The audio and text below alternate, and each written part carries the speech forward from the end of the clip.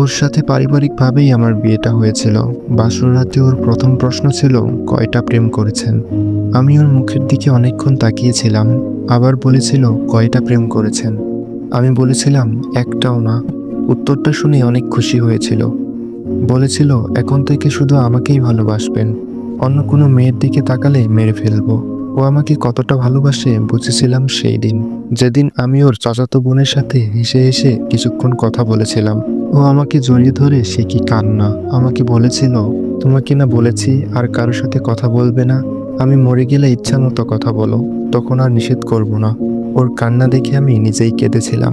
ও আমাকে বলেছিল, আমি নাকি বাবা হব। কথাটা শুনে যে কি খুশি হয়েছিলাম বোঝাতে পারবো না। ওকে কোলে করে সারা বাড়ি ঘুরিয়েছিলাম। ও আমাকে বলতো, রান্না করার সময় ওকে পেছন থেকে জড়িয়ে না ধরলে নাকি ওর রান্না করতে ইচ্ছা করে না। আমি ওর সব আবদার হাসি মুখে পূরণ করতাম। বড্ড ভালোবাসতাম তাকে, এখনো বাসি। ও আমাকে বলেছিল, আমাকে জড়িয়ে ধরে না ঘুমালে নাকি ওর ঘুমই আসে না। সারা রাত জড়িয়ে ধরে থাকতো, তাই কোথাও রাতে থাকতাম না। যত রাতই হোক বাসায় আসতাম। ও যখন 6 মাসের অন্তঃসত্ত্বা তখন আমাকে বলেছিল, আমাকে ছাড়া তোমার কেমন লাগবে গো? আমি ওর কথার উত্তর দিতে পারিনি, শুধু কেঁদেছিলাম। ও আমাকে প্রায়ই বলতো, আমার যদি কিছু হয়ে যায় তুমি আবার আরেকটা বিয়ে করো না যেন। মরে গিয়েও তোমাকে অন্য কারো হতে দেব না, আমাকে ভুলে যেও না। ওর কথা শুনে কাঁদতাম। ঘুমানোর সময় আমাকে বলতো, আমাকে ছাড়া ঘুমানোর চেষ্টা করো, বলা তো যায় না। আমি ওকে আরো শক্ত করে জড়িয়ে ধরে থাকতাম। একদিন ওর ব্যথা উঠলো, সাথে সাথে ওকে হাসপাতালে নিয়ে গেলাম। ও আমাকে বলেছিল, আমার যদি কিছু হয়ে যায় প্লিজ আমাকে বলে যেও না, বড্ড ভালোবাসি তোমাকে। কথাটা শুনে কান্না ধরে রাখতে পারিনি। ওকে বলেছিলাম, কিছু হবে না তোমার, আমি তো আছি, কিছু হতে দেব না। ও আমাকে বলেছিল, শেষবারের মতো একবার বুকে নিবে। কথাটা বলেই হাউমাউ করে কেঁদে দিয়েছিল। আমিও কান্না ধরে রাখতে পারিনি। ও আমাকে ছেড়ে দিতে চাইছিল না, জড়িয়ে ধরে কাঁদছিল। আমিও কাঁদছিলাম। সবাই হা করে তাকিয়েছিল। ওকে বুকে টেনে নিয়েছিলাম, কিন্তু এটাই যে শেষবার বুঝতে পারিনি।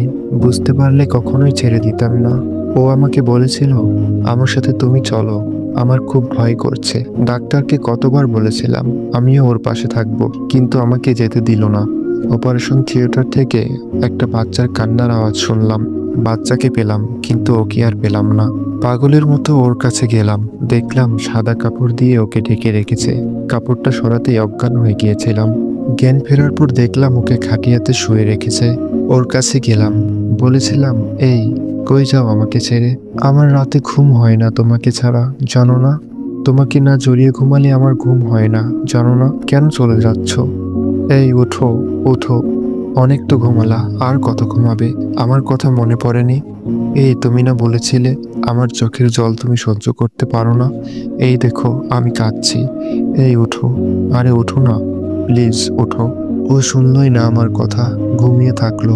ওকে যখন নিয়ে যাচ্ছিল আমি পাগলের মতো আচরণ করছিলাম, তবুও উঠলো না, চলে গেল।